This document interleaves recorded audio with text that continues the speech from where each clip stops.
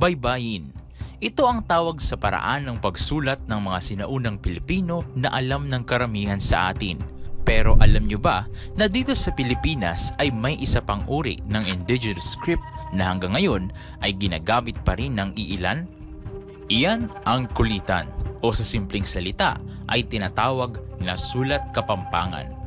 Ang tawag sa pag-aaral ng kulitan ay pamangkulit. Kulit naman ang tawag sa bawat karakter ng pagsusulat nito at kung pagsasamasamahin ay siyang tinatawag na kulitan.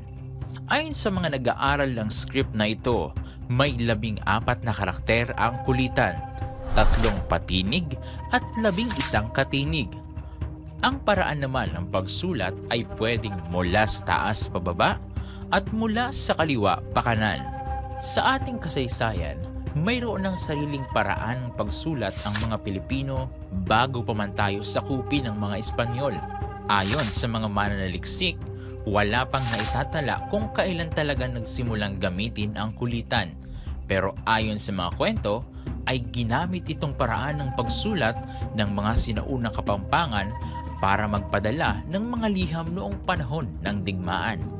Naisama ang mga karakter ng kulitan sa librong isinulat ni Fray Alvaro de Benavente na pinamagatang Arte de Lengua Pampanga noong 1699. Sa ngayon ay may mga organisasyon na isinusulong ang muling pagpapakilala ng kulitan lalo na sa bagong henerasyon.